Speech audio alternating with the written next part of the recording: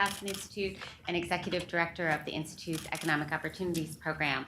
And it's my great pleasure to welcome you to today's conversation, Economics Reimagined, a discussion on building a human rights economy.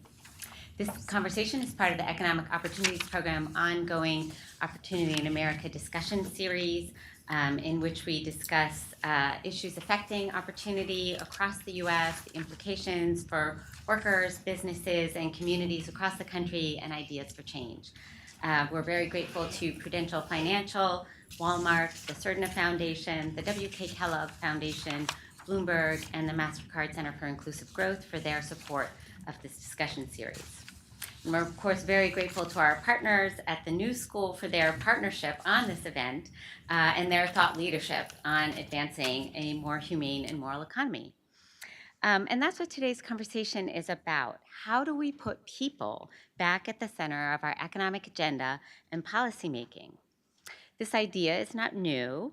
In 1948, so this is the 75th anniversary of the Universal Declaration of Human Rights, and this document enshrined all people with a set of civil, social, and economic rights. And for those of you who may not be aware, the Aspen Institute actually was founded a short time later, not even a year later. And its roots also have this idea of advancing sort of human-centered thinking. It was the Aspen Institute for Humanistic Studies.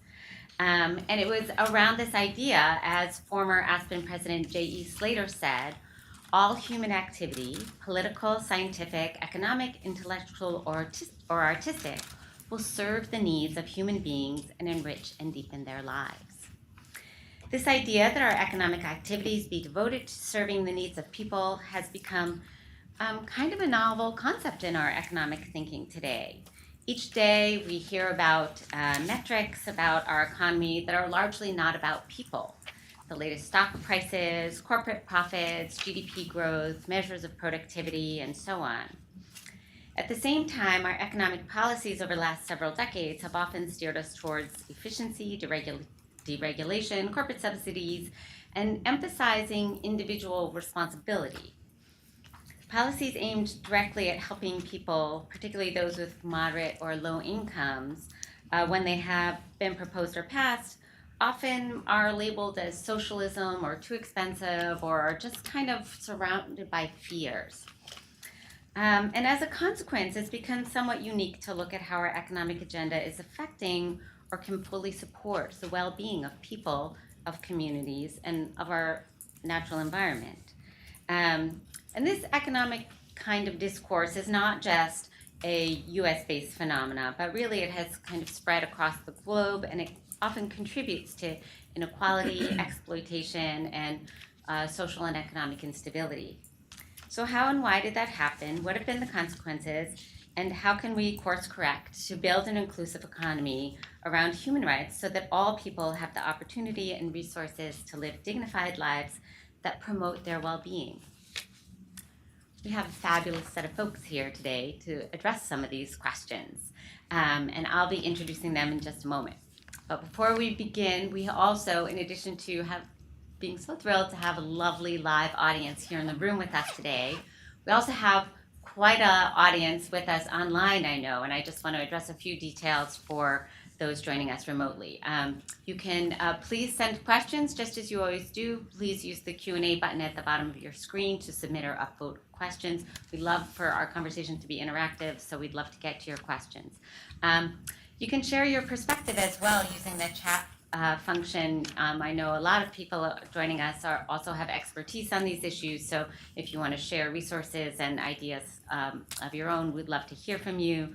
Ask you to respond to our feedback survey. We always love to hear from everybody about how we can do better with our events, so please respond to the feedback survey. You can also email us at eop.program@aspeninstitute.org. We encourage you to tweet about the conversation. Our hashtag is TalkOpportunity. This event is being recorded, will be shared via email, posted on our website. Closed captions are available. If you need them, please click the CC button at the bottom of your screen. Does it for my technical announcements. So now on to our event. Today's conversation is a conversation in three parts.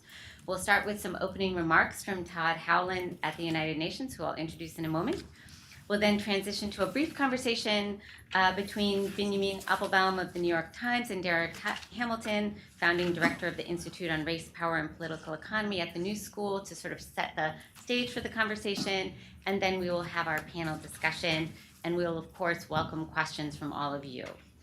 Now, let me introduce our first speaker. I'm so happy to introduce Todd Howland, Chief Right to Development, Sustainable Development, and Economic and Social Rights Branch of the Office of the UN High Commissioner for Human Rights, OHCHR, in Geneva. Whew, that is a title.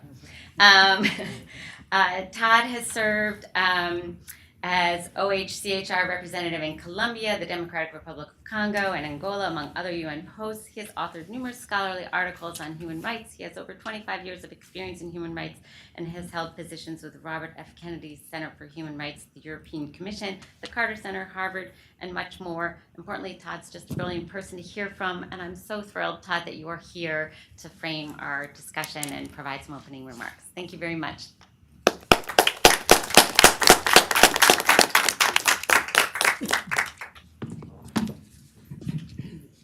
Well, thank you very much, Maureen, and thanks to the Aspen Institute for organizing this event.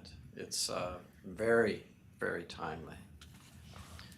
I wanted to start with the reference that Maureen made to the Universal Declaration of Human Rights. At this time, 75 years ago, they were honing in on completing the draft of the Declaration. And at that time, the idea was to bring in all different countries and try to reflect a set of values that would be considered the bare minimum to be respected by all political and economic systems. And that is the Universal Declaration of Human Rights.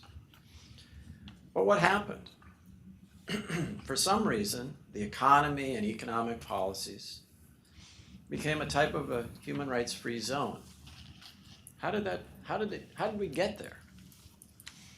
Well, first, I think there's a bit of revisionist history that we need to unpack. Is one, we often hear that the West was in favor of civil and political rights and the East was in favor of economic, social, and cultural rights.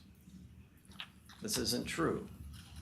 That to a large degree, the inclusion of economic, social, and cultural rights can be attributed to Latin America, and specifically Hernan Santa Cruz, the Chilean, who was the representative in the Universal Declaration of Human Rights. Second, there's this idea that economic, social, and cultural rights are somehow second-generation rights. That the first-generation rights, in terms of the more important ones, are civil and political, and the second-generation economic, social, and cultural. This also isn't based in fact. If we were to look at, in 1919, the International Labor Organization was founded. And it remains today, it was actually predates the UN and then became part of the UN. So in fact, it predates the Universal Declaration of Human Rights, and that organization is what? An organization that promotes and protects economic, social, and cultural rights. But this idea that economic, social, and cultural rights are second-class citizens has stuck. There's a huge amount of work that relates to what we consider economic rights, whether that's health, education, access to medicines. But often it's approached not from a rights perspective. Both the poverty, in terms of anti-poverty work, often isn't approached from a human rights perspective as well.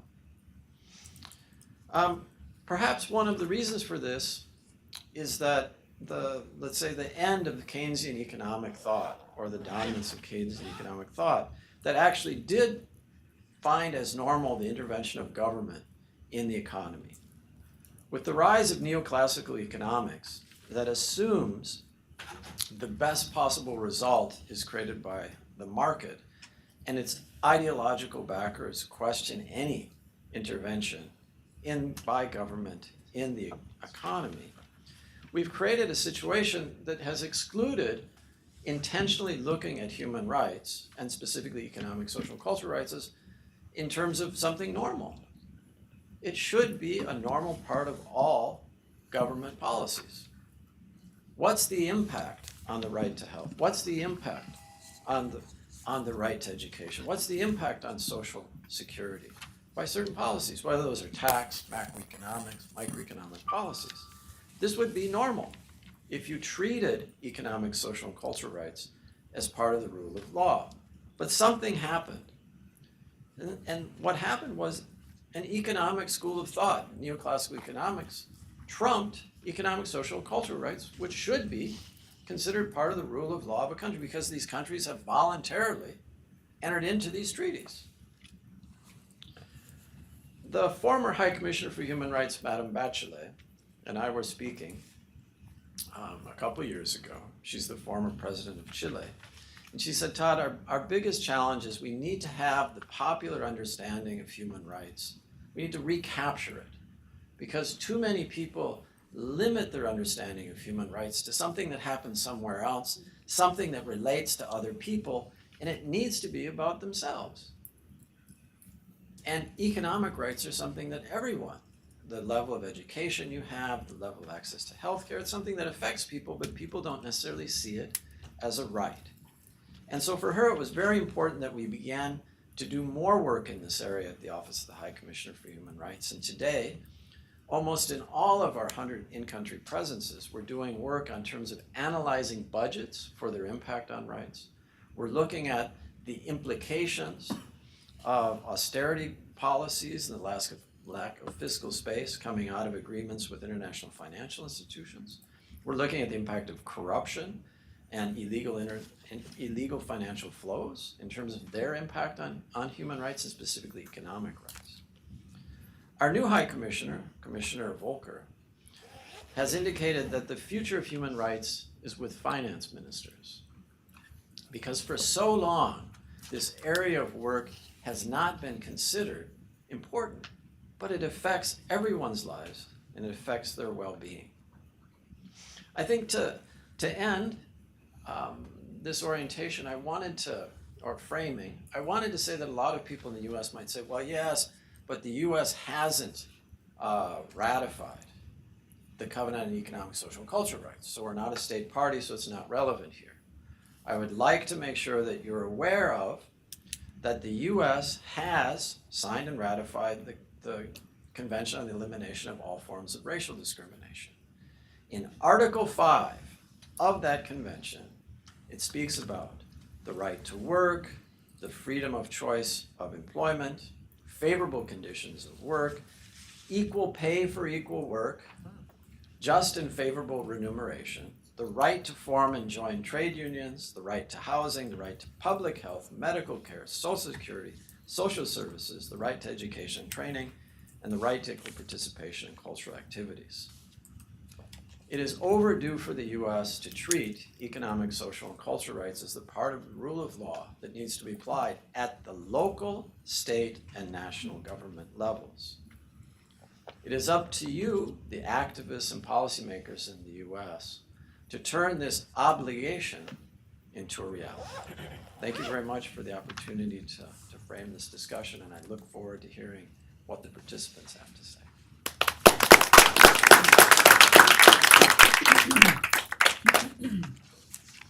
Thank you so much, Todd. That was terrific. Now it's my pleasure to welcome and introduce our next speaker as they come to the stage. I welcome Derek Hamilton.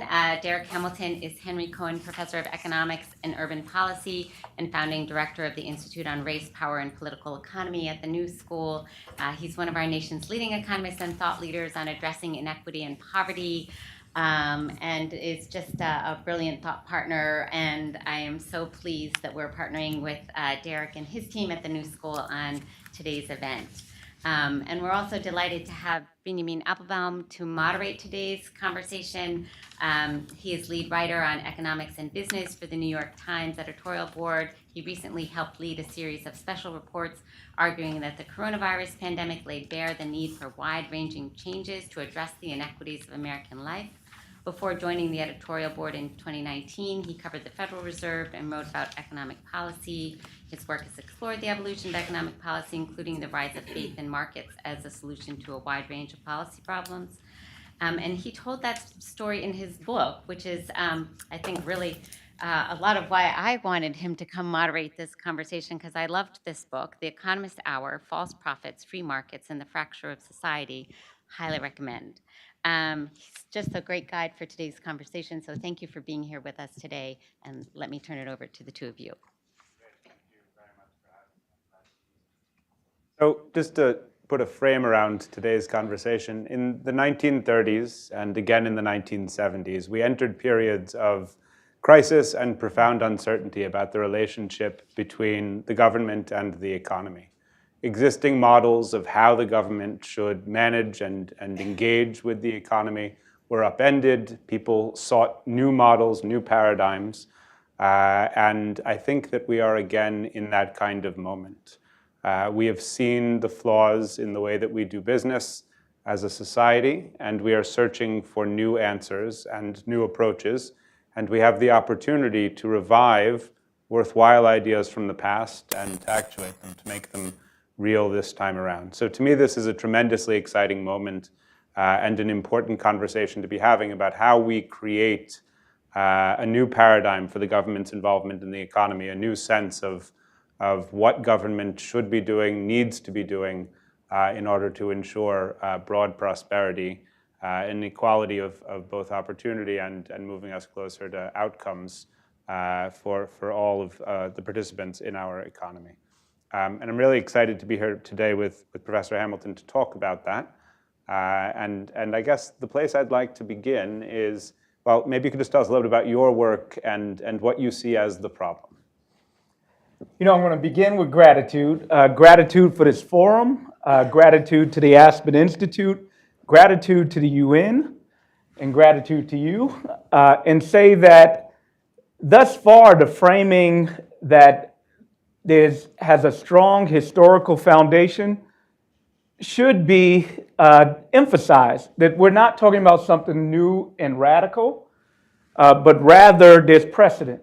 And a lot of the comments that came up earlier is a precedent, a historical precedence that led to us coming to a framework of economic rights. It was a framework of despair.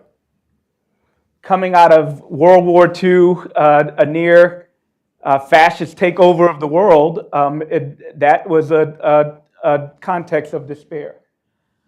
So, you know, to answer the question, who am I? So I'm Derek Hamilton. I'm an economist. I'm a proud economist who doesn't think of issues of race, gender as periphery, but takes them as a core foremost, right up front. That I'd say, what else about myself? It's always tough to talk about oneself. The work is personal.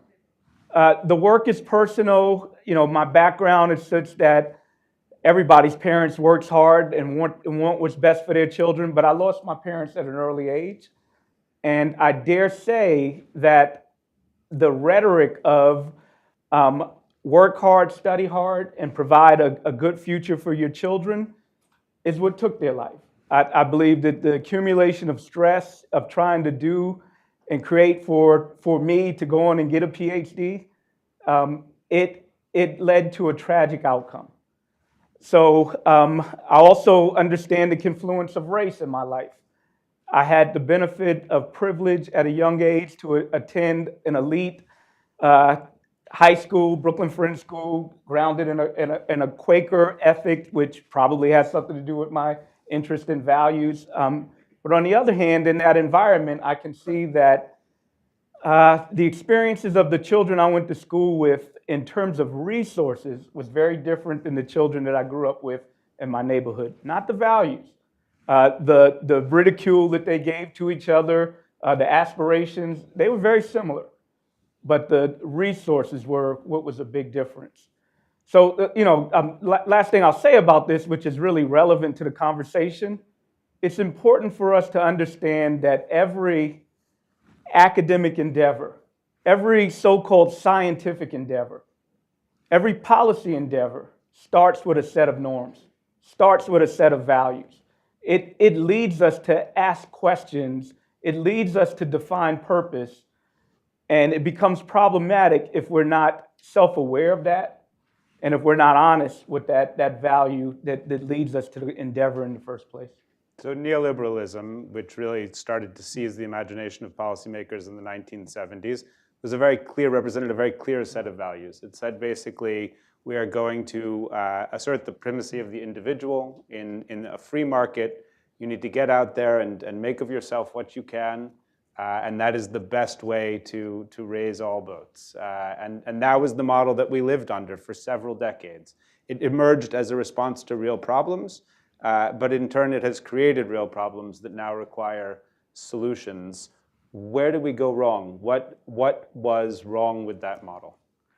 It was devoid of an analysis of power, right? So the onus of social mobility, the onus of inequality grounded in self-fulfillment of the individual is devoid of an understanding of resource and power by which certain individuals begin a transaction and certain individuals don't. Without that analysis, then the outcomes become self-fulfilling. Right, but if we, and that's the point of this project. The point of this project is to lead to more fair interactions, more just interactions, and then the other aspect, more productive interactions, that you will empower people who otherwise wouldn't have the resources to have that power to do big productive things, not just for themselves, but for society. And you talked a little bit about resources before, but if everybody gets out there on that playing field, but some of them are coming from a place of having those resources and others not, you end up with problems, right? Yeah, right. Again, it becomes self-fulfilling. It becomes tautological. It reinforces a existing trend in an amplified way. And then here's the problem with it. It has a rhetoric that's dishonest, that doesn't recognize that trend. So, the rhetoric and the reality are not connected, but yet we end up in a society that's trending in a way towards more and more inequality, despair, and something that's not humanistic or good for everyone. So we're here today to talk about a human rights economy as a solution to that problem or a replacement for that model. What does that look like? How are you working to achieve that? What are you doing with the UN to achieve that? Right, so the first question we should ask, what is the purpose of an economy, which is exactly what we're talking about. From my set of values and norms, an economy should provide for structures and resources so that people can be their best selves, can contribute in a dynamic way that not only benefits themselves, but also society at large. I think that's a purpose of an economy. So then one might say, well, what are some necessary ingredients for that type of economy? And, we have polars in our society, from ideological realms of those that believe in a more command economy where government is directing resources to more of a market-based economy, which, by the way, is also related to, market is a political construction, but a notion where people trade more freely. Regardless of your ideological perspective, I think at baseline, what is true is that any type of transaction where one party has resources and the other one doesn't, that's not really a transaction. The person without resources is at the whim of the other person's charitable inclination or will of exploitation because they have resources to coerce and co-opt them. So the answer to that is, I think at a baseline, there are a set of enabling goods and services. Without them, people cannot engage in an authentic way to have agency. And let's make that cogent. Healthcare, income, a job, capital. If you want to build wealth, the most critical ingredient is capital itself. To get into an asset like a home, to get into using your ingenuity of a great idea to create a business, one needs capital. So capital becomes a key ingredient. I can dissect these more and talk about more specific reasons of why something like this is an economic right. But the general framework is an attribute without which you really don't have choice or agency in your life. And then one more thing about healthcare, because I mentioned that. When somebody is sick, at their most vulnerable point when they're sick, one thing we should not be thinking about is the stigma and burden of finance at that point. Not only is it immoral, it is counterproductive, because at that point you'd be willing to do anything in order to almost anything, maybe I'm exaggerating, but again, it is that vulnerability by which we don't really get a humanistic choice or a true agency. And that's what a human rights economy is about.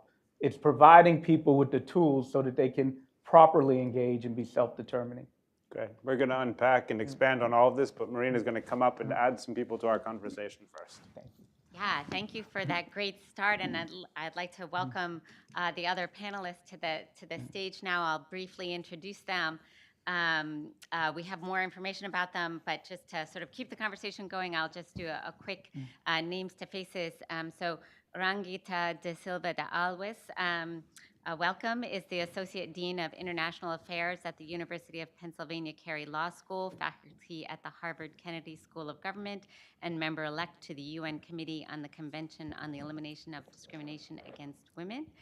Thea Lee is Deputy Undersecretary for International Affairs at the Bureau of International Labor Affairs at the U.S. Department of Labor. And Jim Wallace is Founding Director at the Center on Faith and Justice at Georgetown University. So I'm thrilled to have all of them here with us today. Thank you so much for joining us. And Benjamin, let me turn it back over to you. Thank you. So I'm going to ask each of you to introduce yourself in the context of answering a question. And the question is, a defining characteristic of the neoliberal economy is that in pretending to treat everyone the same, we end up disadvantaging groups that begin at a disadvantage. Those inequalities are exacerbated. They grow larger over time. And indeed, the system feeds on those inequalities. So Rangita, if I can start with you, talk a little bit about the ways in which this system has been problematic for women, in which law and economics has disadvantaged women. Thank you. I'm going to begin with something that you, Todd, shared with us, the origin story of the Universal Declaration of Human Rights. And as we all know, Eleanor Roosevelt was the architect of that hallowed document. And what we still do not know in a more universal manner is that Hamsa Mehta of India was the delegate of India, the representative to the declaration's drafting. And it was she who really created a new narrative in the founding principles of the Universal Declaration of Human Rights. It starts with all human beings are born free and equal in dignity and in rights. So the original document that was drafted by Eleanor Roosevelt said all men are born equal in dignity and in rights. And it was the Global South representative from India who changed this rather sexist language and changed the pronouns to say all human beings. So that really brings us to the larger conversation that we've been having throughout the day on American exceptionalism. And I want to start with Louis Henking, who is known broadly as the father of modern international law and was a venerable professor at Columbia Law School, who really captured and conceptualized the essence of American exceptionalism when he said, in the Cathedral of Human Rights, the United States is more like a flying buttress than a pillar in that cathedral, choosing to stand outside the international structure, supporting the international human rights system, but nevertheless, without being willing to subject its own conduct to the scrutiny of the system. So I think that really best conceptualizes the values of the United States. Having said that, I do want to remind us that then Senator Biden, now President Biden, was one of the main forces behind the campaign to ratify the Convention on the Elimination of Discrimination Against Women. And it is important for me to remind ourselves about our non-ratification. We are strange bedfellows with Iran in the non-ratification. There are 6 states that are yet to ratify this near universally ratified international convention. And at the moment, when we are having this discussion against the backdrop of a feminist-led, a women-led revolution in Iran, it is important for us to remind ourselves that United States and Iran are strange bedfellows in the non-ratification. So President Biden, in his campaign, promised to ratify the CEDAW, and he has said when he was senator that time is a wasting. And Secretary of State, then Secretary of State, Madeleine Albright, has said it is past time to ratify the CEDAW. So what I would like us to begin this conversation is to say, remember the international human rights framework and remember the power of the ratification of these conventions and treaties. And at this moment in time, the world is in crisis, but there is also a public reckoning, a global public reckoning that has brought us to a greater understanding of the role that racism, sexism, and colonization have played together in confluence in the crisis that we are facing, and what I have always called the confluence of the 5 C's: colonization, conflict, COVID, corruption, and climate crisis have come together to have a disproportionate impact on women here in the United States and around the world. And the United States is facing this similar crisis. And the time is right for the United States to ratify the CEDAW, the Convention on the Elimination of Discrimination Against Women. And I say this because there are lots of American exceptionalist arguments that have a rallying cry for the United States to ratify the convention based on foreign policy agenda. But I argue that it is most important for domestic policy, that here in the United States, the moment is non-negotiable for us to ratify the Convention on the Elimination of Discrimination Against Women at a time when the Black Lives Matter movement and the Me Too movement have created a public reckoning that is both national and global. So my hope today is that this conversation will join the global public conversation for the United States ratification of the CEDAW and the Convention on the Rights of the Child. And the United States is alone in the non-ratification of that powerful convention. And we're going to come back to solutions and talk more about that aspect of it, but staying focused on the problems for now. Thea, your work as an economist focuses on workers and some of the effects of trade and the economic ideology around free trade has negatively affected workers. Could you talk a little bit about that, about how the system has worked for workers and where they find themselves? I'd be happy to, and thank you so much to Aspen and New School for the invitation to be here. It's wonderful to be on this extraordinary panel with these folks. So in terms of, I'm trained as an economist at Smith College and the University of Michigan, and I feel like I've spent my whole career fighting the power of economists to subvert the policy debate, especially around trade policy. And I think the point that Derek and Benjamin, you raised earlier about the vulnerable or policies exacerbating inequalities is really the thing that I have focused in on, and particularly with workers. And my work has been both at the AFL-CIO, the American Federation of Labor and Congress of Industrial Organizations, where I spent about 20 years working both internationally and domestically, but representing American workers.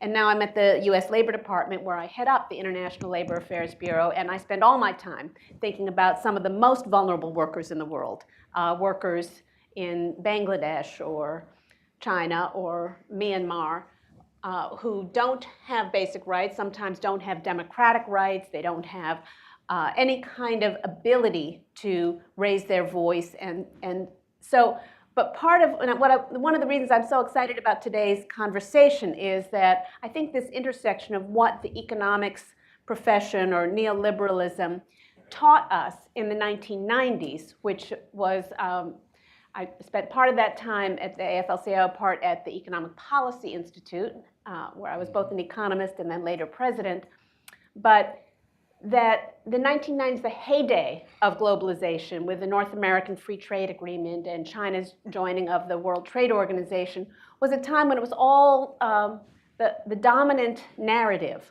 was so powerful that free trade is good for everybody all the time. Anybody who doesn't believe that is an idiot or a sellout, a labor hack. I always think if I was going to sell out, I wouldn't sell out to labor, I'd sell out to business. So, and you know, when I would leave a debate with one of the people I was talking to who represented the other side, I'm like, you drive a nicer car than I do. So definitely not doing it for the for those benefits. But the idea that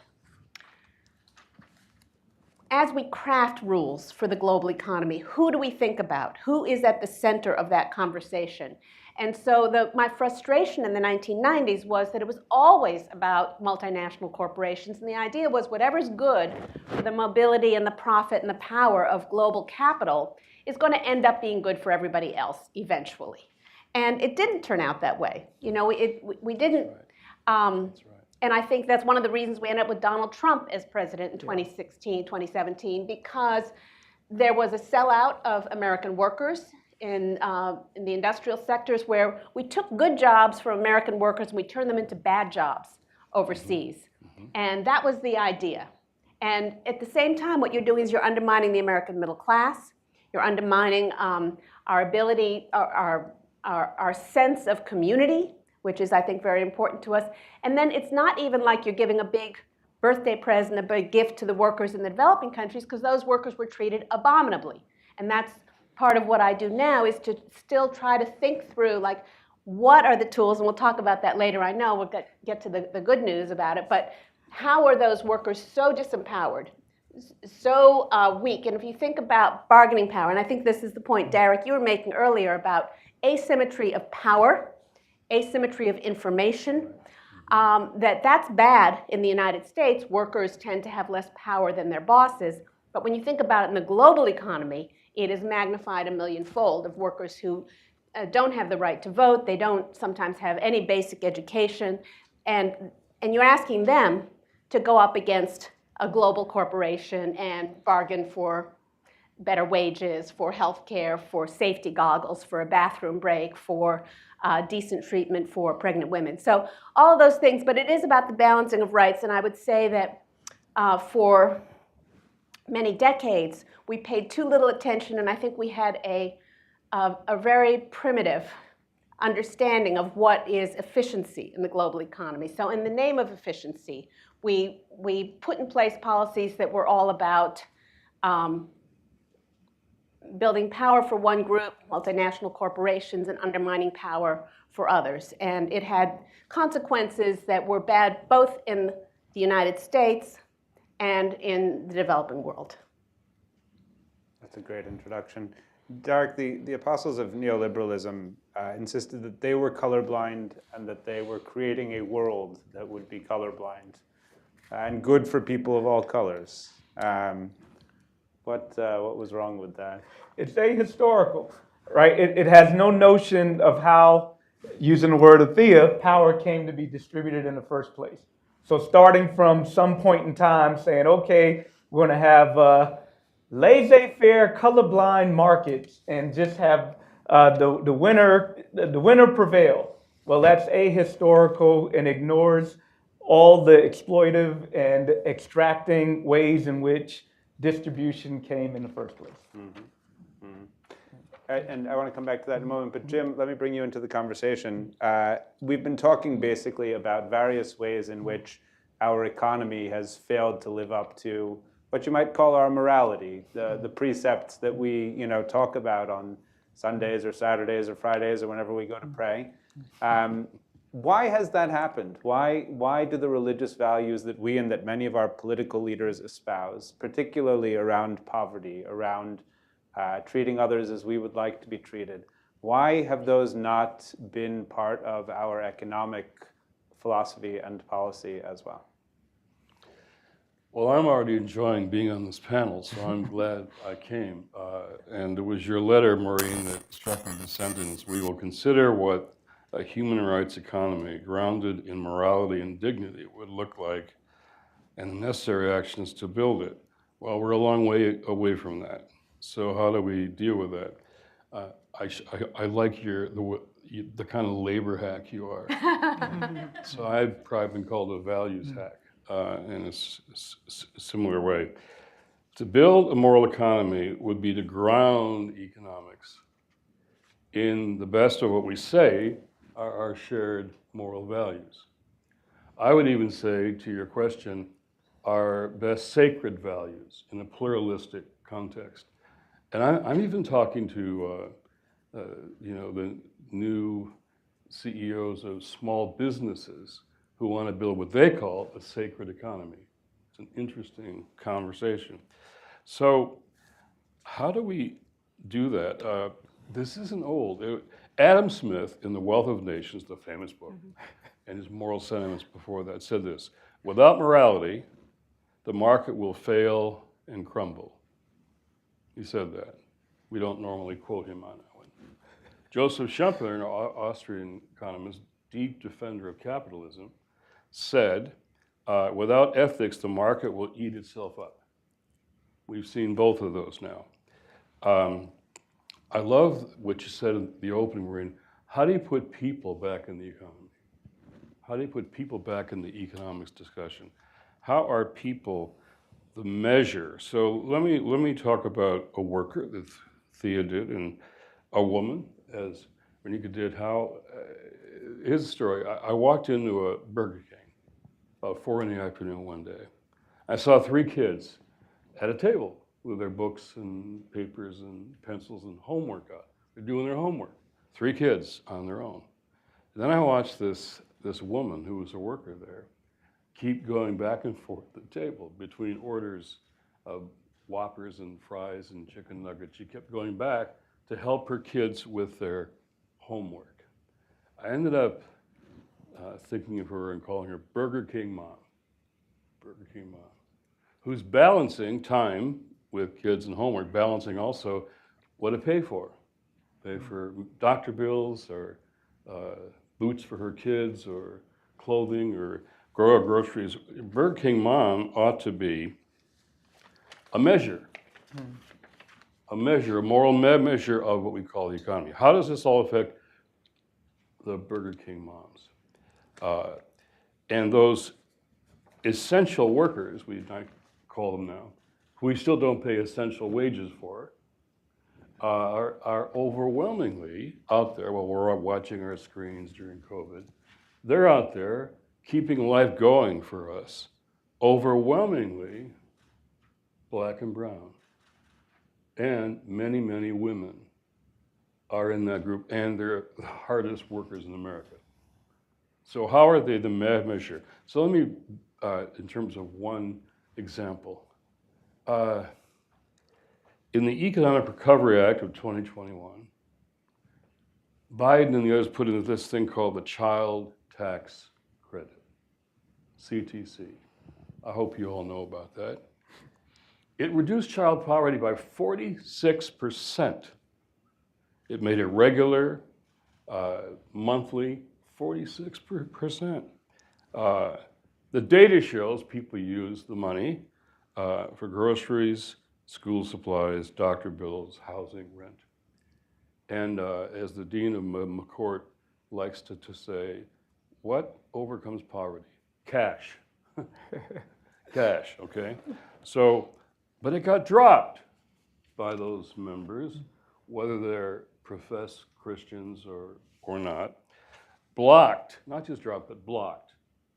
A lot of us are pushing across the religious spectrum. It got blocked, which means poverty is the result of policy choices. Policy choices. Choices that cut taxes for the wealthy and corporations and don't include a CTC for low-income people. We lost in the fall on this. I'll tell you, we're coming back, And we're going to say you can't renew these tax credits for the rich unless you do a child tax credit. That's going to be our moral grounding. And all the press this morning again about the debt ceiling, debt limit, it's headed for that confrontation. And the Republicans are saying, without great cuts to spending, we're not going to support raising the debt ceiling. Well, are they going to call for not cutting taxes for the wealthy for the sake of the debt? Or are they going to cut social spending for Burger King mom? When they say social spending, you know what they mean. It's not for their wealthy donors to help with the debt by paying more taxes. It's for her. So I'm going to, in a bit, get into the particular sacred texts, if you will. They're often ignored by those who pledge allegiance to them, and how those sacred texts could change our measure. So the idea that poverty is the result of policy choices is, Derek, I think I've heard you say that in those exact words. I suspect the rest of you would agree with that sentiment as well. Jim, you've described budgets as moral documents, which is a similar sort of principle. And I now want to move the conversation to a discussion of what it would look like if we made our budgets more moral, what it would look like if we made the policy choice to deal with poverty, to incorporate human rights into our economic framework. What does that world look like? Rangita, maybe we can start with you. Yes, so human rights matter in the world of work. The US is yet to ratify ILO 190. But when we talk about rights, are we really including women's rights in the world of work, in that panoply of rights? So the ILO 190 states, recognizes the right of everyone to a world of work free from violence and harassment, including gender-based violence and harassment, recognizing that violence and harassment against women is a violation of human rights. Now, how do we define rights, and how do we define violence against women? The Declaration on the Elimination of Violence Against Women makes clear, and we've been talking about the power dynamic, that violence against women occurs in an unequal power relationship, whether it is in the world of work or in the intimate sphere. So that unequal power dynamic, that inequality of power, is the structural and the systemic cause of violence against women. And then when we look at women, even the term women is not a monolithic. We are defined by our intersectional identities, and gender is only one axis of difference. And the Convention on the Elimination of Discrimination Against Women, in its preamble, states, emphasizes that the eradication of apartheid, all forms of racism and racial discrimination, and colonialism are essential to the full enjoyment of the rights of women. So the fact that this is inextricably interlinked to both the ways in which gender is connected to our different identities as human beings. So having said that, what I would like to do is to now look at the ways, and this is something that I think you had asked me earlier in the afternoon to do, is to look at the way in which law itself can be complicit in the subordination of women and in human rights violations. And this is something that, we talked earlier in the day about the rule of law. You talked, Todd, about the rule of law. But the rule of law itself rules women out. So in 17 economies, there is husband obedience norms enshrined in the legal system. And I knew that when I've gone through all of the laws on husband obedience laws, that these laws existed. What came as a surprise to me was that there were in-law obedience laws. So you have women in 17 economies have to get the permission of their husbands and their in-laws to start a business, to open a bank account, and to engage in the economy. So these are barriers to a human rights economy. In 27 economies, men are legally defined as heads of household. and men are the owners of marital property, and women cannot inherit equally with men. These are barriers to an human rights economy, the unequal participation of women in the economy. In 100 economies of the world, women have unequal access to many categories of jobs. So just in Russia, because I am loath to mention names, but Russia is an exception, 40 categories of jobs are, are close to women. So women cannot access 40 categories of jobs in Russia. But the good news is that during a time of COVID, during a time of building back better, many countries, many economies used gender equality norms to not only build back better as part of their stimulus packages. And I'm going to just, if I have this opportunity, just look at Gabon as an example. In 2021 and 2022, Gabon went through its entire legal system through a gender lens and equalized opportunities for women's participation in the economy by giving women equal opportunity to open a bank account without the permission of the husband, outlawed the provision in the legal system that called for husband obedience, and also provided a new revision in the law that now sees men and women as heads of household. So these were factors in stimulating the economy. So we have to look at building back better through those gender lenses of how all of our stimulus packages not only need to provide for economic incentives for women to engage in the participation in the economy, but looking at the structural and systemic barriers that held women back.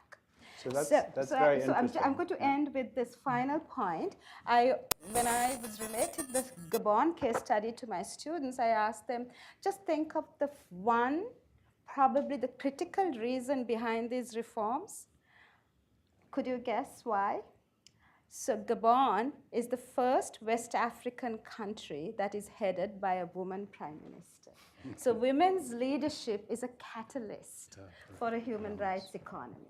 So I think it's easy to, or relatively easy to understand the role of human rights when people are being discriminated against by law.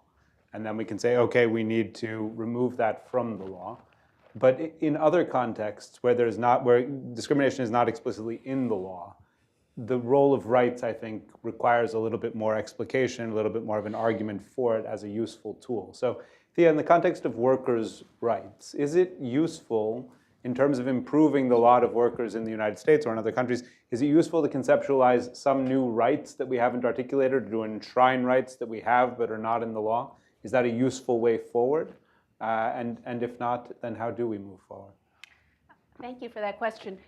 I think, well, we have the International Labor Organization that does talk about what are the universal workers' rights, and the Fundamental Declaration on Rights and Principles at Work from 1998 outlines what the core workers' rights are.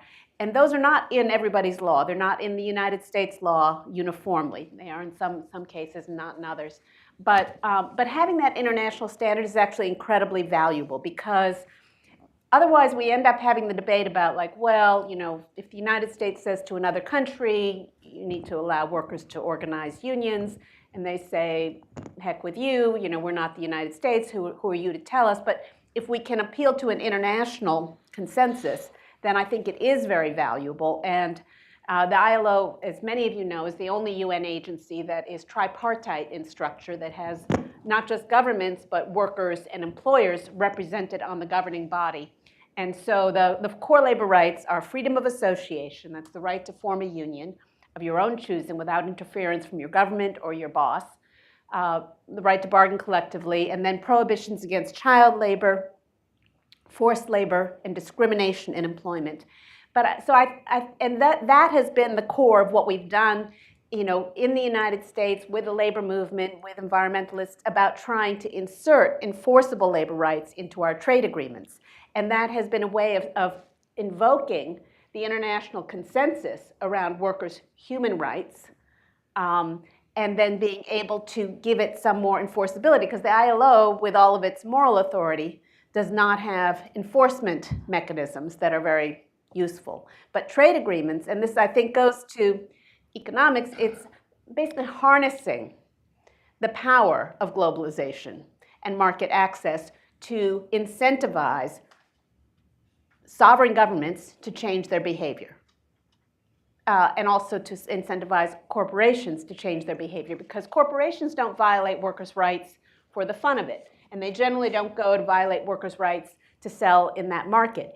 They violate workers' rights to save money, to be in a competitive global economy, and then they try to sell in the wealthy markets of the world, the European Union and the United States and so on. And so if those markets can also have conversation, which is a big part of what I do now, about consensus around conditioning market access on respect for workers' rights, that can be a game changer. Derek, if you had an economy, if in the United States tomorrow we guaranteed a right to housing, we guaranteed a right to education, to healthcare, we provided sort of a basic set of resources to every American, is that sufficient to address these patterns of historic inequity? It may not be sufficient.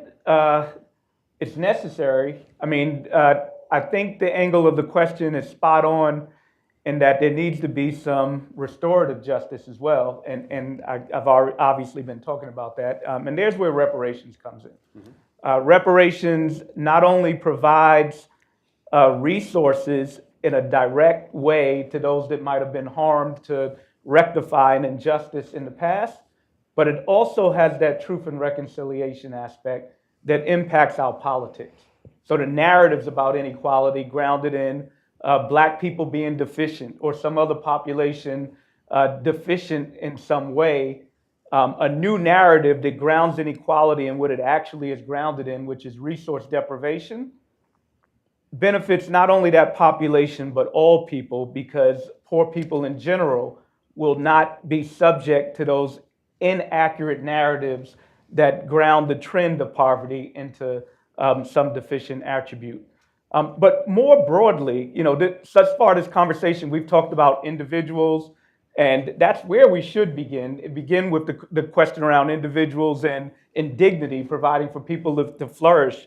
But the macroeconomic aspects of what we're talking about, the industrial policy aspects of shifting resource in a strategic way towards people and places, have profound benefits that we've yet to discuss in detail, which is building our public infrastructure. Building our public infrastructure in a way that is not captured by a private entity that can monopolize it and charge certain prices and restrict access for a motive of generating profit, not necessarily social benefit. It's anti-fascist. Fascism is predicated on despair. So the extent to which we have a more thriving society, then the lure and the pull towards some of those attributes politically go away. It's an automatic stabilizer. So as economies swing through business cycle, the downturn will be less dramatic and less painful. The recovery will be quicker. We have the automatic infrastructure in place to deal with these swings. And then, last thing I'll say really quick is that all of us talking about economics have essentially been having a conversation about politics as well. And the political aspect about will and power to implement what we're talking about goes back to the question that you asked me before that I gave an answer to, but it was incomplete because it excluded the notion of property rights and whiteness. The realization that one's identity has transactional value is critical in our notions when thinking about some narrative of colorblind racism.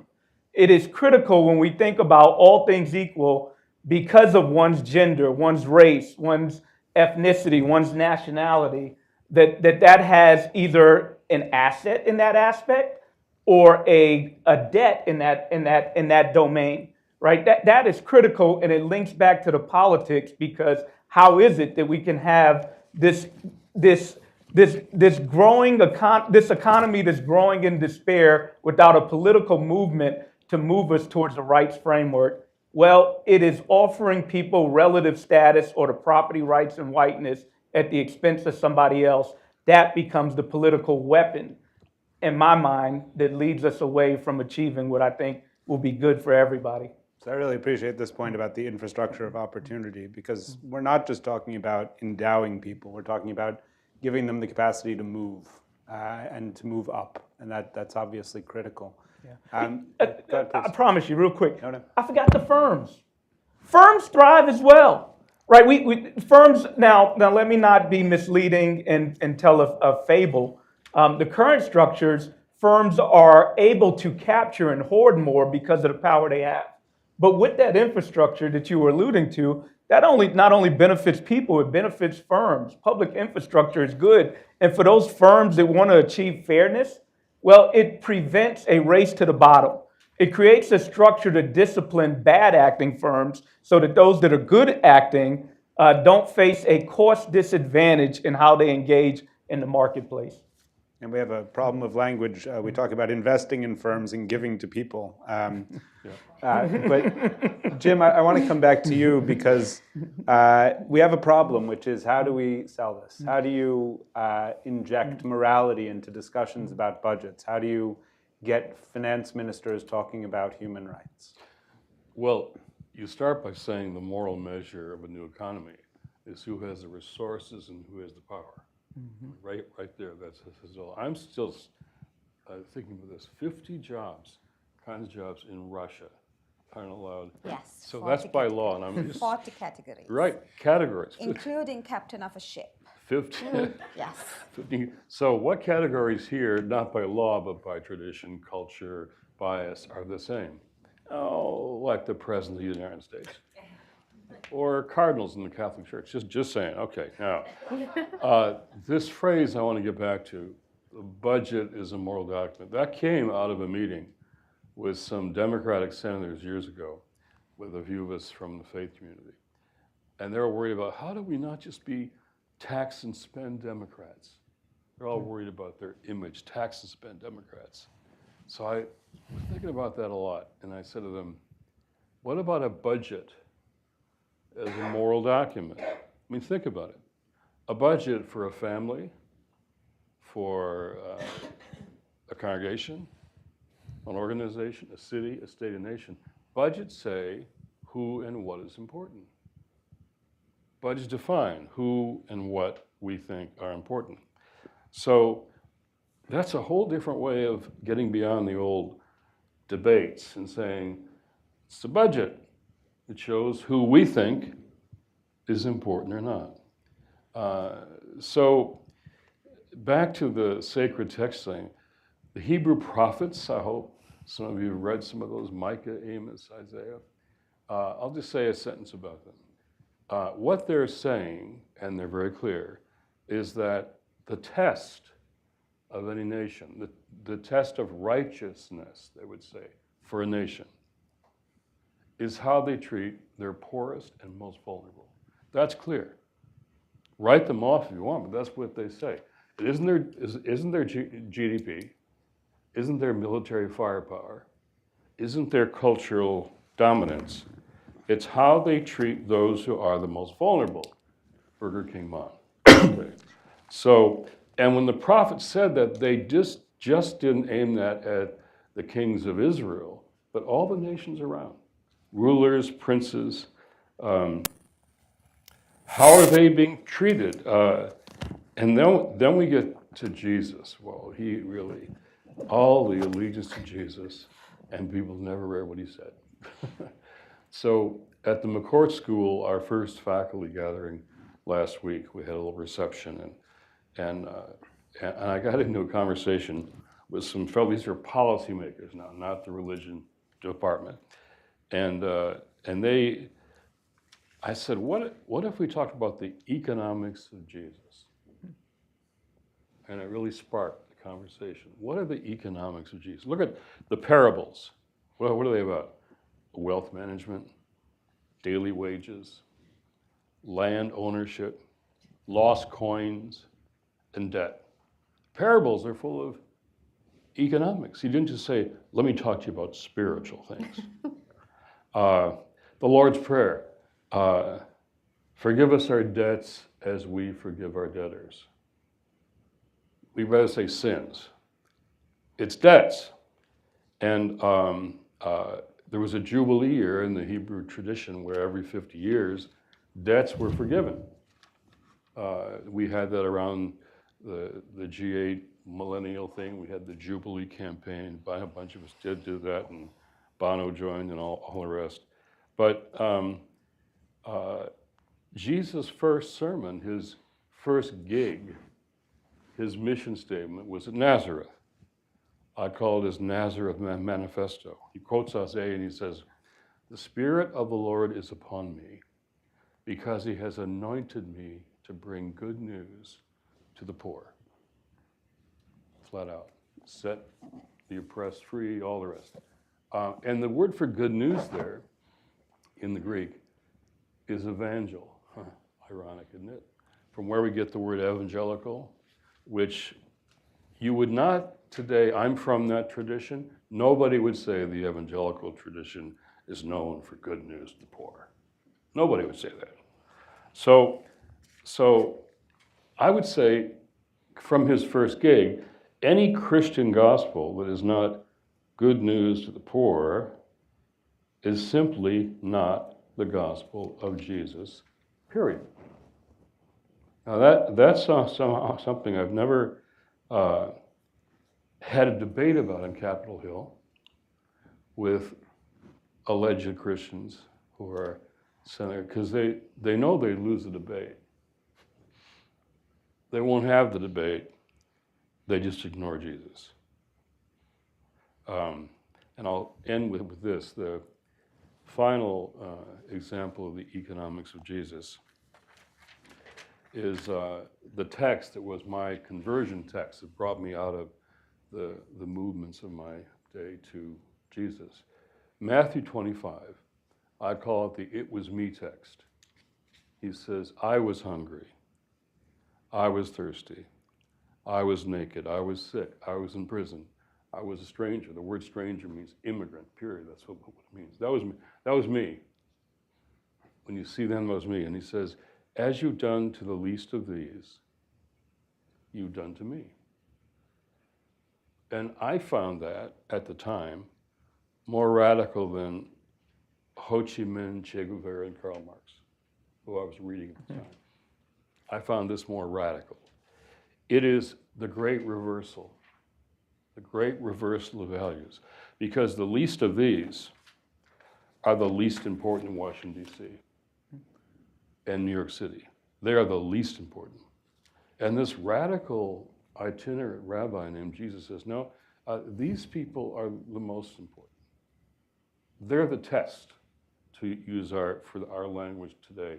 How they're doing is the test of an economy, right? And it then goes on and say, well, you worry about your personal relationship with me. All the Christians talk about that. Well, as you treat them is how much you love me. You put me in mind of the mayor of New York recently announcing that his message to immigrants is that there is no more room at the inn. So I'm not your help understanding that passage. Yeah. If we can get back to workers for a second, one of the dynamics we've seen in American politics recently is that many of those most affected by trade have resonated to a political message that is quite different than a human rights economy. How do you reach them? How do you convince workers that a human rights economy is the way forward? Mm-hmm. That's a good question and a hard question. So, I mean, I think that, I don't know, I'm trying to figure out where to jump into this, but in terms of, for example, the Trump base, it was some workers, definitely some, line workers and so on, but it was also a little bit wealthier than that. I think sometimes we have a little bit of a stereotype of the Trump voter, but a lot of them were pretty well off too, that they took advantage of the moment. Here's what I would say about globalization, is that we had the decades of the the 90s and the 2000s, which was the feast of globalization, all in corporate globalization, what I would call it. And both Democrats and Republicans tended to be, for the most part, especially the elite of the parties, were tone deaf to that, to the outcomes. And presidents of both parties, I think, played along with it. Bill Clinton campaigned being critical of NAFTA, and then he put in some kind of weak labor and environment side agreements, but went ahead and put it forward. And that played itself out many times, and there were many doors I knocked at in Pennsylvania or other places, or phones I called in Ohio when I was working for the AFL-CIO that said, you know, I was betrayed by Bill Clinton.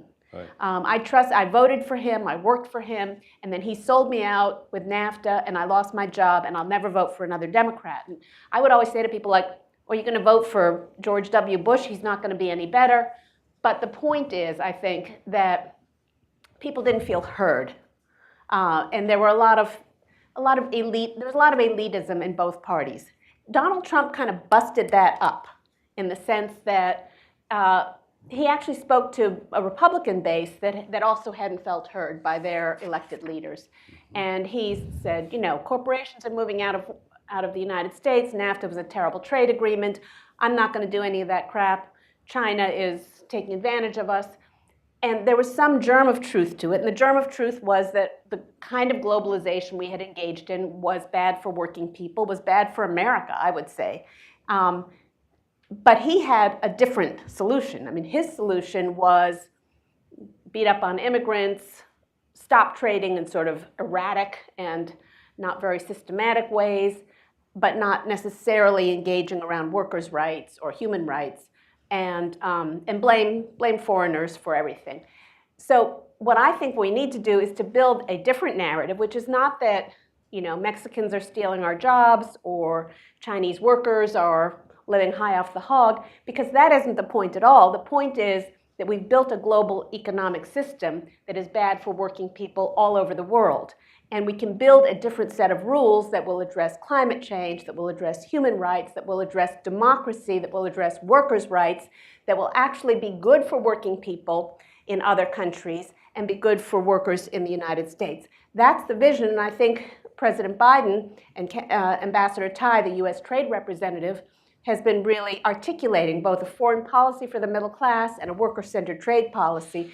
And that's, I think, where we need to get our heads back around, which is that if we can use our trade policy to harness the value, the prize of market access to the United States, and instead of asking people to have copyright and intellectual property rights protections or financial services rules that are good for big corporations, we ask them to respect human rights, respect workers' rights, respect democracy, then we will end up in a different kind of global economy. And I think we can sell that. Ragid, I want to ask you a version of the same question. Chile just had what I think of in many ways as a referendum on a human rights economy, and they turned it down. There was a constitution, a proposed constitution that enshrined many of the things we're talking about for the first time, including rights for women, including a mandate that women have a defined share of the seats in the legislature, a lot of really great stuff. And the Chilean people said, thanks, but no thanks. What does one do to sell these ideas? How do you convince people that this is the way forward?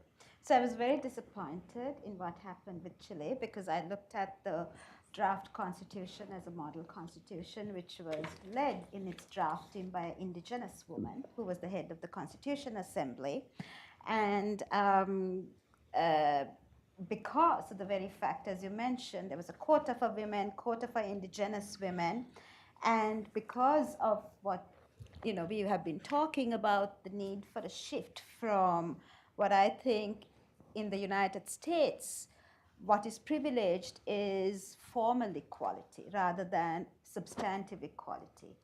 In the United States, we look at formal equality as an equality of opportunity rather than equality of result. And many of the international human rights frameworks and the Chilean constitution, the model constitution, and many of the constitutions that are emerging out of conflict enshrine quotas for women, so as to equalize the playing field, so as to address a legacy of discrimination against a particular group. So this is not a charitable model. It is to really, as you said, a corrective model. It's about redistribution of the economy, redistribution of justice. So the Chilean model, as you said, failed, and I think it is because there wasn't enough education done about the values that were enshrined in this constitution. So there are other reasons, I think, for the failure and the ways in which the referendum did not bring about the kind of perceived outcomes. But at the same time, I do not want to lose hope in that constitution, especially the constitution process that led to the drafting of that constitution. And there are problems in Chile. You know, Chile in Article 34 of the Penal Code says, and this is, I'm reading the Article 34, that the punishment for the woman who has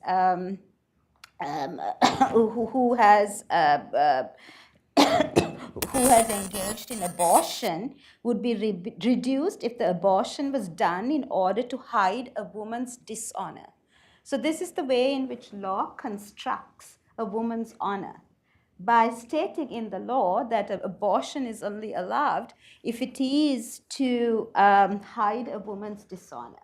So there are problems, structural and systemic problems in countries, in all of our countries, that need to be addressed through systemic and structural solutions. Going back to the question you asked some of my panelists as to how do we make the case for either women's empowerment in the economy or women's empowerment in politics to the finance minister. So I have a problem with that because of the ways in which, and I've done that with governments around the world where we are making a case for women's empowerment and women's leadership to the finance minister, that it is about a numbers game, right? We are collecting data and showing the finance minister 1/3 of your women experience violence during the life cycle of a woman. But for me, the idea is that even one life lost to violence or to starvation is one life too many. Why is it that when we have to make this case, we resort to a business case for human rights? So we have to have this data to show, Mr. President, or it's often Mr. Minister, you know, this is a pervasive issue that needs a kind of response that would not come out unless we make this business case. But we need to make a human rights case based on our humanity, rather than the ways in which we are making this false dichotomy between the business case and the human rights case. It's a moral issue. Women's leadership in the economy is a moral issue, first and foremost. And I don't think we need to resort to this false dichotomy.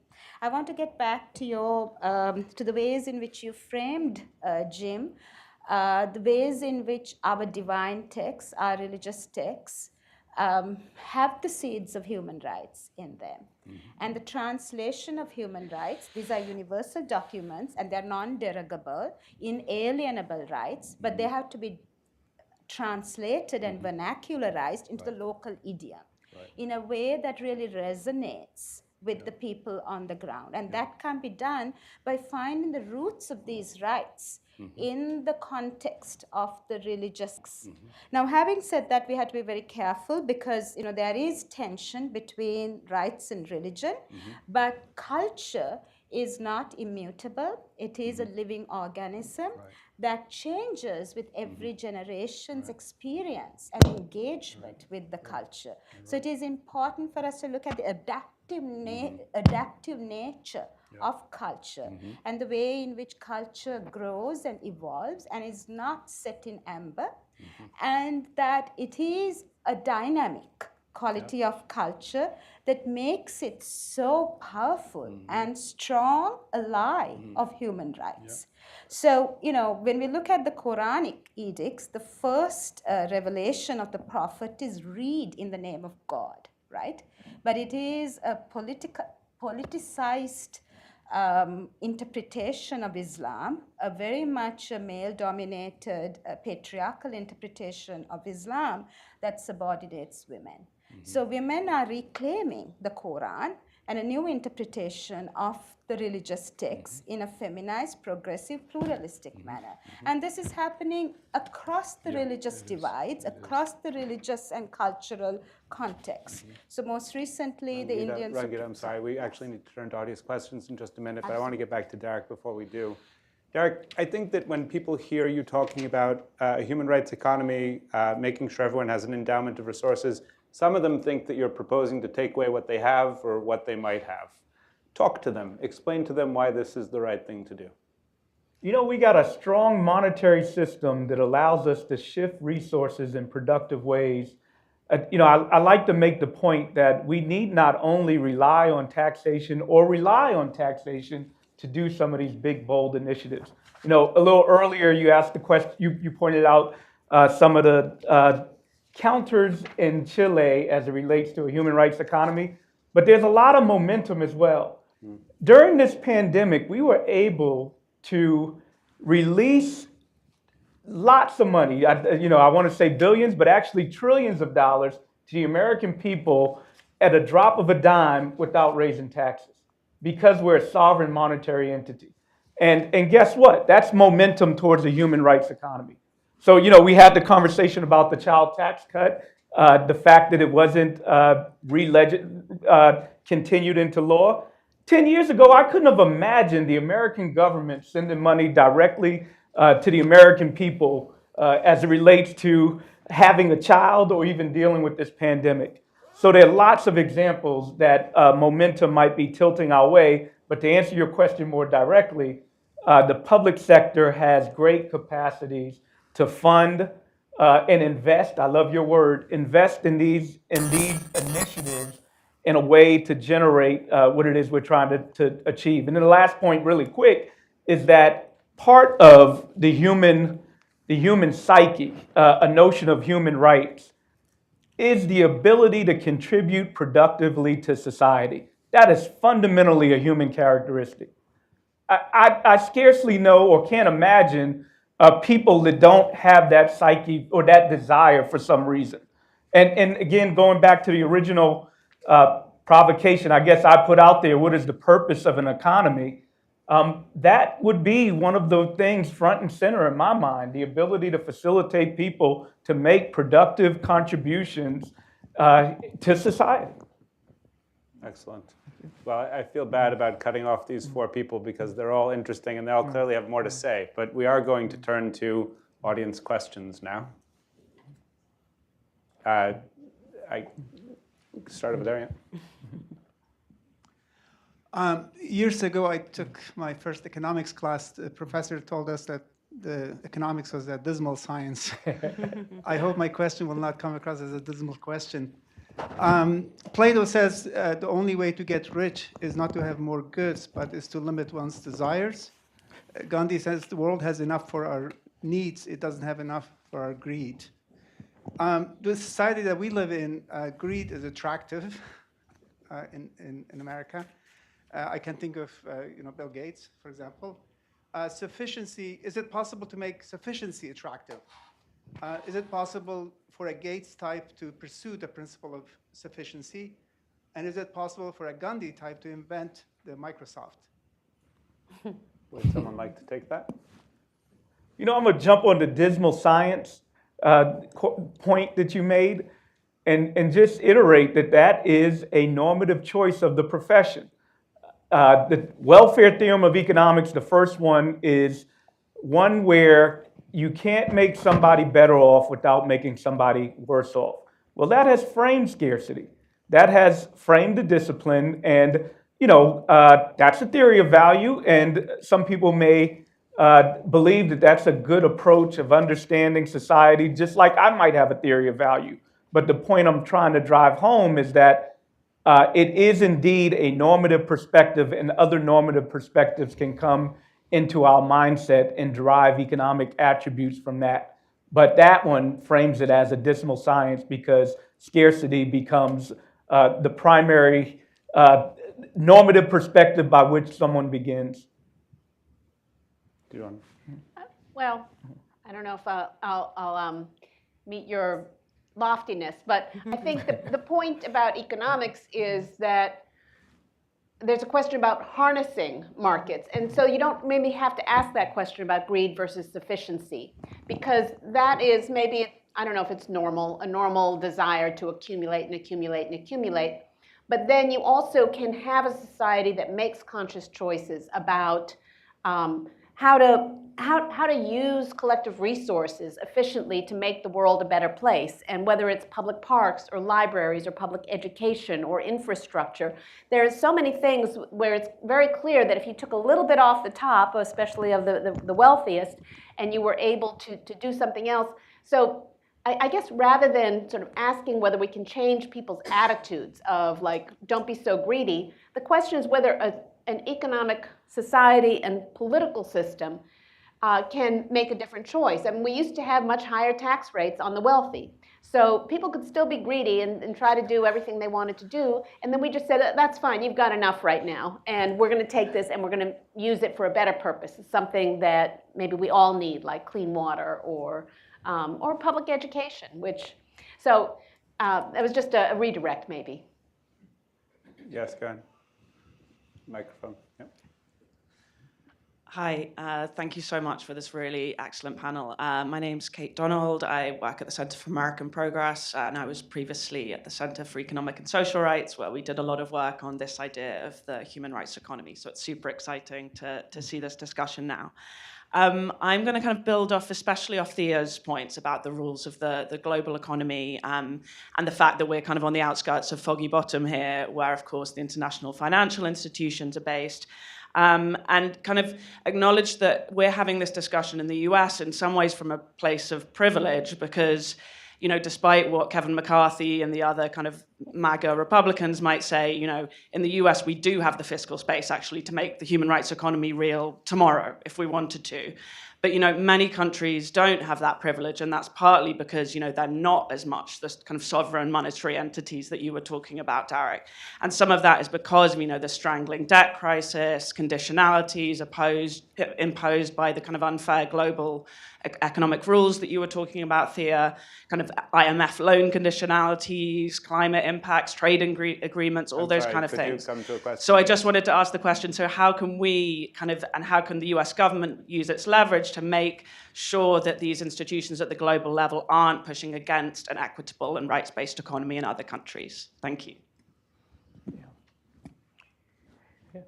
I mean, you in your question stated the problem. I guess the answer to the question is a lot what Jim was talking about in my mind, which is there needs to be a moral suasion for the U.S. government to do right, and we need a political movement to make them do right. That a human right doesn't just end in U.S. borders; it transcends all borders and all people. To me, that's the point. And I'll just jump in a little bit. You talk about the big, powerful institutions, the World Trade Organization, the International Monetary Fund, the World Bank. And it is true, and I spent maybe 30 years of my career fighting those organizations because there was sort of a built-in neoliberalism in the way policies were put forth, especially the IMF, but the World Bank also. You know, it's an anti-poverty institution, and yet for a long time we had to fight that, you know, having worker protections was not an anti-business thing, but right now I would say we are very engaged, and certainly my little agency, ILAB, the International Labor Affairs Bureau, is a big part of what we do is engage with the World Bank and the IMF around development finance to make sure that we are conditioning finance not just on financial viability, but on workers' rights. And we sound like a broken record sometimes, we come back all the time, but we have a good ally over at the World Bank. Adriana Kugler, who used to be the chief economist at the Labor Department, is now the US executive director to the World Bank. She's very much on board. And so I feel like we have the capacity, but you're absolutely right. The United States has a position of tremendous privilege and power in the global economy, and we need to use it to articulate what a more worker-centered set of policies would look like. And I think that's especially true with the World Trade Organization. One of the things that we're trying to do is to bring the World Trade Organization and the ILO, who have offices right next to each other in Geneva, to actually bridge a conversation between those two organizations. They both have new director generals, and the director generals are friends with each other. So this is something that we are looking to be able to have that conversation for the first time about how workers' rights and human rights are central to the mission of the IMF, the World Bank, and the WTO, not peripheral. Jim, did you want to address that as well? Just in the back room, the panelists were talking before this, and Derek made the point, this phrase, economy is a moral philosophy. And I'll just say a word, Gandhi, you prompt this. One of my mentors was Dorothy Day, the founder of the Catholic worker movement. When I used to go and see her on the Lower East Side, the worker house, there was a graffiti on the side of a big building. It said, "Reporter, what do you think of Western civilization?" Gandhi, "I think it would be a good idea." and so Gandhi and who we just celebrated Monday, King, understood these things don't change without movements. You said movement a moment ago. These things won't change by just inside the power structure conversation. Every movement understood Gandhi and King knew it's an inside-outside dance, I call it. Inside-outside dance. There's going to have to be movements, social, cultural movements that have these values and put them to those in power. Just hoping a good person gets into this place and we talk to them, that won't be enough. It won't just change from the inside. It won't. It's got to be movements on the outside. I want to build on something that Thea said about the WTO. The WTO is for the first time led by a woman and a black woman from Nigeria, so that makes a difference in the way in which she looks at trade. Secondly, I want to remind ourselves that as we speak, we are facing a feminization of poverty and feminization of hunger around the world in a time of sovereign debt crisis.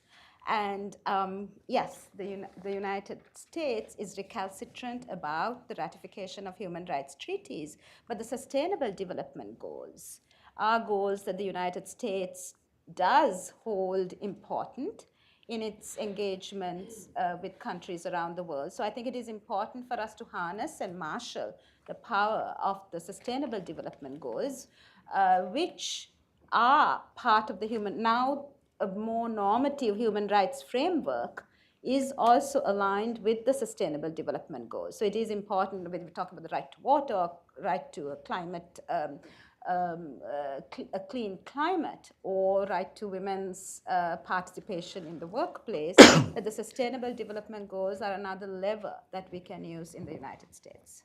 Let's get another question. Yes, please. So Professor Hamilton practically read my mind in his remarks right before we headed into the Q&A, but my question will be addressed to all of you. Workers are having quite a moment right now, but we may be headed into a recession, and there are a very large number of people outside of the workforce.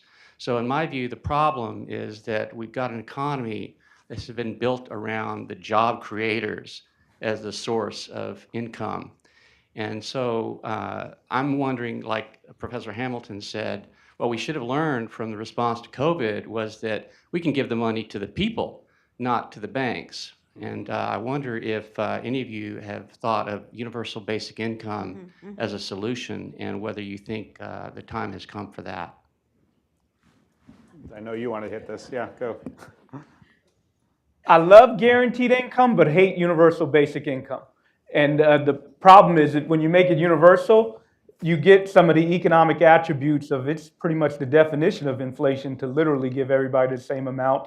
And it also becomes inequality enhancing because those that are not those that are wealthy will invest, those that are less wealthy will consume, and that just enhances in an unintended way inequality. And it's also in that neoliberal frame in that a lot of people believe that UBI should be the only thing we do, and then rely on markets to figure out things like our environment, which is problematic. But let me get to the point of the question. Guaranteed income is spot on for a lot of the reasons you mentioned in the way you asked the question, but also a federal job guarantee. Also, why, and they're not substitutes, they're complements. They're one of the things we're learning from the great work of Economic Security Project, for example, is that facilitating people with income didn't distract from work, it actually enabled work. They were able to do more work.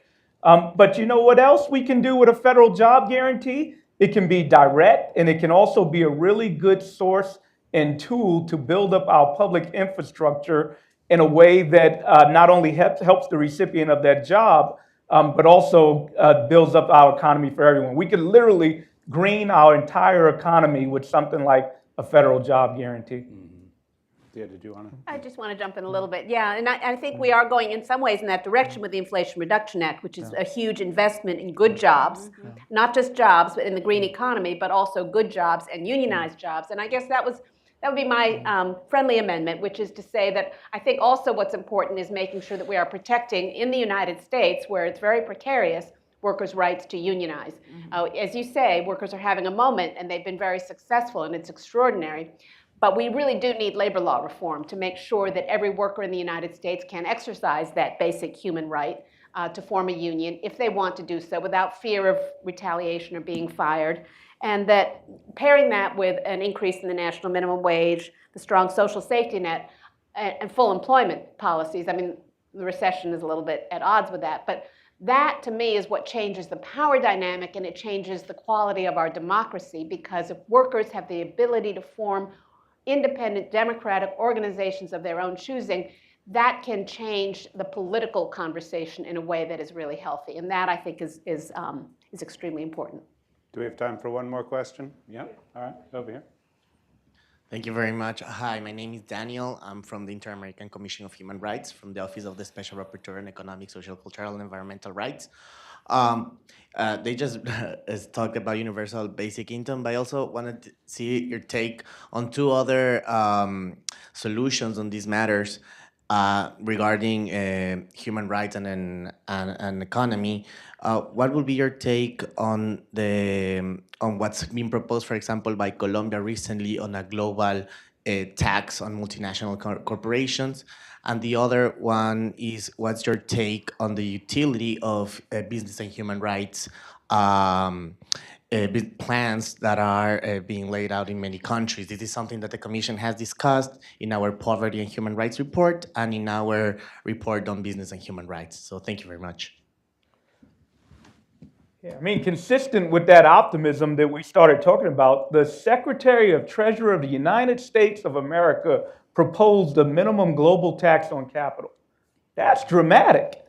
So I think that would be wonderful, and that revenue be used in a way to enable the global South to benefit in ways that they have been restricted from benefiting. And let me also go back real quick about the Sustainable Development Goals, which I think is right.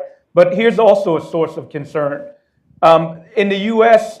desire to move us to Sustainable Development Goals, are we kicking away the ladder? So are we imposing ways in which we were able to develop on developing countries or the global South in a way that's not just and not moral? That we also bear responsibility to make sure that they have a pathway towards development in a non-restrictive way because of a righteous right thing that we're trying to do, which is protect our environment and have sustainability. Well, this is clearly the beginning of a conversation. There's much more to be said, but we have exhausted our time for today. So Maureen's going to see us out. Great. Well, thank you all so much. This has been a fantastic conversation. I am certainly leaving with lots and lots to think about. So thank you, Benjamin, Derek, Thea, Rangita, Jim, and Todd. That was all really terrific. I want to thank also my colleagues. It's a lot of work to put these events on, so huge thanks to Colleen Cunningham, Natalie Foster, Amanda Finns, Matt Helmer, Tony Mastria, Shelley Stewart, Merritt Steuben, and Seaning Young for their help. That are all affiliated with the Economic Opportunities Program. But I also want to thank my colleagues with the Aspen Institute's Audiovisual and Communications team and Building Services team. They also did a lot of work on this. Big thanks to our partners at the New School, including Grieve Chalwa, Laura Hatalski, and the rest of their team for the partnership on this event. And thanks to all of you for your tremendous participation. Thanks to everybody who's been tweeting on social media, using our hashtag. And thanks to our remote audience for sharing your comments and questions as well. Love everybody's feedback. Please do fill out our feedback form or send us a note at eop.program@aspeninstitute.org, and stay tuned for upcoming events. I just want to say on February 9th, we'll be hosting Sakitsoni for a discussion of his new book, The Great Escape, A True Story of Forced Labor and Immigrant Dreams, at 2 p.m. Eastern. That'll be a virtual conversation, so look for that. And to your question, on March 1st, we'll be having a conversation, Guaranteed Income, Job Quality, and Worker Power, a discussion on benefits of guaranteed income for workers. So please join us for that. Thanks again to everybody for being here today, and I hope we see you again soon.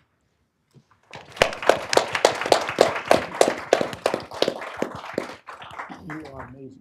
Hey, that was a real privilege to do that with you. It was great. Hope we can stay in touch. Reach to me. No, indeed. Card? I love this. Stay in touch. Absolutely. I'm going to Here's get my mine. bag.